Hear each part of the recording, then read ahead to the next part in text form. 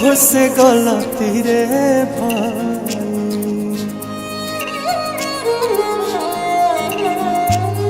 एक तो समय आ गई तुझे तुझसे गलती रे भाई। और सजनी रे तीसरे चुनरिया तो हर माइल रे। और सजनी रे तीसरे चुनरिया तो हर माइल रे।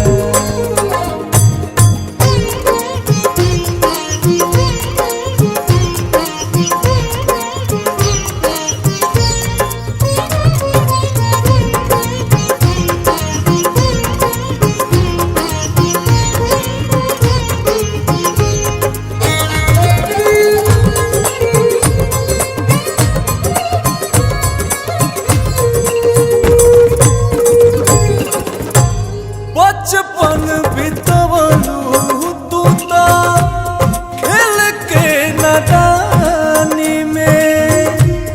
हमके भुलाई गईलू जोशिया जवानी में।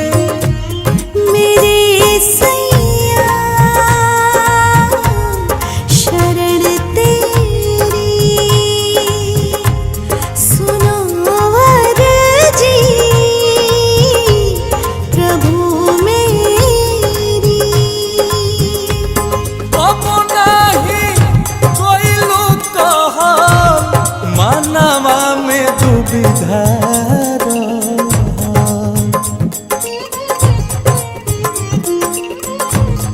कब नहीं कोई लोग कहा मानवा में दुविधा। अरे सजनी रे काम नहीं आई गुणवा भाइल रे। अरे सजनी रे तीसरे चुनरिया तो हर माइल रे।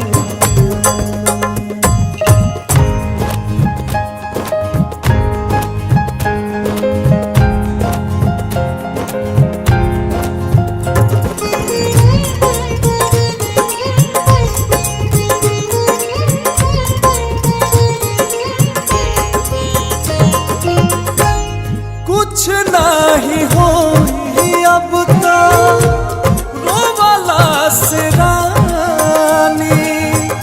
बाप के गठरिया तोहार कहता कहानी। मेरे राजा रहम करना शरण अपनी मुझे रखना। लाख 84 ओनी कब फेरू जाना मोहनी। लाख 84 ओनी कब फेरू जाना मोहनी। अरे सजनी रे चली ना बहाना कमनो कइल तेरा। अरे सजनी रे तीसरे चुनरिया तो हर